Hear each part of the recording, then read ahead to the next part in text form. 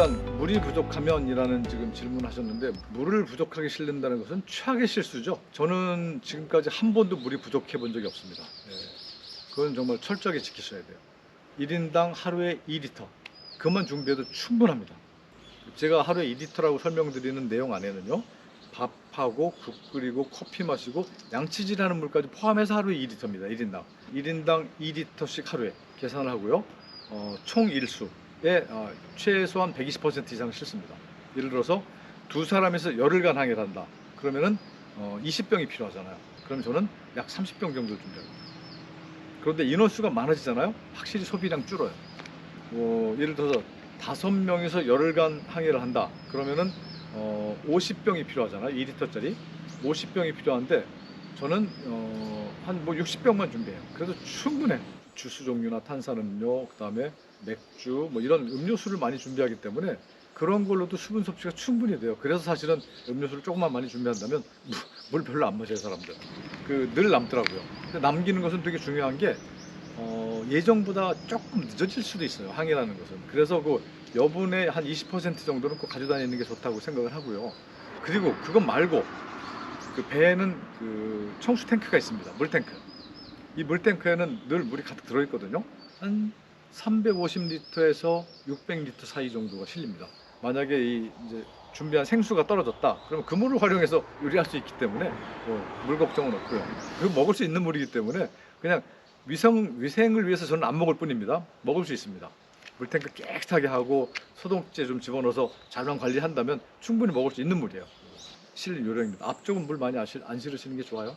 왜냐면 앞쪽은 그 폭이 배가 좁아지기 때문에 부력이 많이 없어요. 그래서 무거운 걸 앞에 많이 실으면 물속으로 가라앉는 현상이 생겨서 항해하는데 큰 도움 안 됩니다.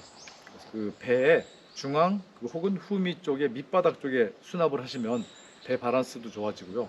부력이 넓은 면적 쪽에 바닥 쪽에 수납을 하시면 굉장히 도움이 되고요. 저는 아직까지 그렇게 많이 경험해 보진 못했는데 물탱크에 물이 떨어졌다, 바닷물로 하시면 됩니다. 바닷물로 샤워하면 되고, 먹을 물은 생수로 충분히 확보가 되어 있기 때문에 걱정 안 하셔도 되고요. 그 다음에 가끔 열대지방에서 비가 워낙 자주 오니까 그 빗물을 받아서 이제 정수해서 이렇게 먹는 방법도 있기 때문에 그 물을 양동이에 받으세요. 왜 우리 쓰레받기 같은 거 있잖아요. 그거는 물을 푸기 좋잖아요. 바닥에 흐르는 물을 그걸로 이렇게 배가 기울어지면 이쪽으로 물이 많이 흘러요. 그럼 거기서 이렇게 그 쓰레바지로 퍼서 양동이에 이렇게 퍼다 보면 금방 한 통씩 담습니다. 그러면 그걸 보관하셨다가 침전물 가라앉으면 따라가지고 이렇게 쓰기도 하고, 마실 물만 확실히 확보하고 계시면 됩니다. 화장실에 가시면 되죠. 요트에서 똥 마려우면 화장실 가면 되죠. 요트에는 화장실 많아요. 제 배만 같아도 지금 화장실이 3개인데요. 주의하셔야 될 건, 배가 이렇게 기울었죠. 이쪽 화장실은 사용 못합니다. 물이 안 들어와요. 씻겨 내려갈 수가 없어요. 그러니까 낮은 쪽, 기울어진 낮은 쪽의 화장실을 이용하면은 물이 들어오고 나가고 수세식이 가능합니다. 그래서 바다에서는 그 변이 다이렉트로 이렇게 바다에 빠져나가도록 설계가 되어 있고요. 또 거기 너무 아니라 답답해 그러면 뒤에 데크에서 이렇게 매달려가지고 바다에다 바로 이렇게 다이렉트로 변을 보는 분들도 계셨어요. 물고기들이 되게 좋아합니다. 굉장히 황당한 질문이신데, 닷을 내린다니요? 수심 3,000m에서 닷을 내린다고요? 3,000m짜리 시사설 없습니다. 요트에 실을 수도 없고요. 그럼 불가능하고요. 요트는 한번 출항을 하면 다음 목적지까지 24시간 내내 달려갑니다. 그래서 그 달려가는 도중에 잠도 자고 식사도 하고 하는 거죠. 근데 이제 잠을 잘 때 그러면 주변에 어떤 그 다른 배나 섬에 부딪힐 수도 있지도 않느냐, 이런 질문을 하시는 분들이 많이 계신데, 일단 GPS로 이제 그런 장애물이 없는 쪽으로 항해를 하고요. 선박이 다가올 경우에는 그 레이더를 이용해서 감시를 합니다. 레이더는 주변에 물 밖으로 나와 있는 물체를 감시하는 도구입니다.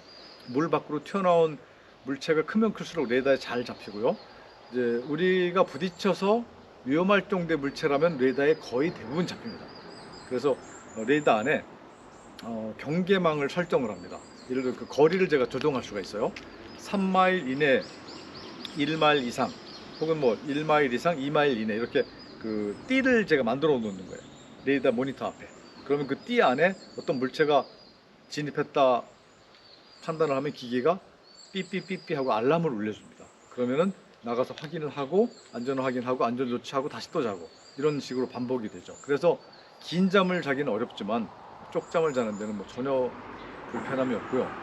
안전합니다. 배는 레이다는요 사람보다 훨씬 더 훌륭합니다.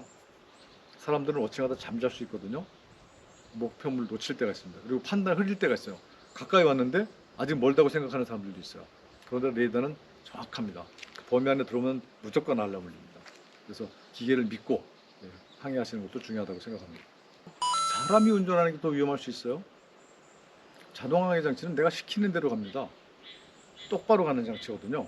저는 뭐 다이렉트로 똑바로 가는 그런 자동항해 장치를 활용을 합니다. 너무 정밀해서 사실 뭐 실수를 별로 안 합니다. 사람이 조종하는 것보다 훨씬 더 정밀해요. 다만 이제 조금 갑자기 험해진 상황이라든지 이럴 때 조금 기기를 쉬게 해주는 그런 노력도 좀 필요한 것 같고요. 그리고 고장 확률도 굉장히 떨어집니다. 다른 물체에 부딪히는 건 레이더가 감시해주고 또 이 자동항해 장치는 나 대신 열심히 배를 조종해주고 그래서 단독 무기항 욕세 일주가 가능하게 한 바로 장본인들이 그 두 가지 기계입니다. 안심하셔도 돼요. 기계 믿고 그걸 어떻게 활용하느냐가 더 중요합니다. 그런데 유튜브 채널에 되게 반가운 분들이 많이 들어오고 계세요. 지금 그분들 중에서 아마 제 생각으로는 10년 전에 크라테에서 저를 만났대요. 근데 지금은 벌써 이렇게 가장이 돼서 아이들까지 이렇게 있는 어떤 훌륭한 가정을 꾸리시고 계신 분이 계시답니다. 하이민즈 씨, 네, 반갑습니다. 어쨌든 저 열심히 활동하고 있고요. 예나 지금이나 앞으로도 꾸준하게 제 활동은 이어져 갈 것 같습니다. 열심히 응원해 주시고 사실 여러분들의 응원이 저에겐 굉장히 큰 힘이 돼요. 또 어떤 하나의 모티브가 되는 거죠. 그래서 제가 열심히 활동할 수 있는 하나의 그런 힘, 자극제가 되기 때문에 여러분들이 많은 응원 부탁드립니다.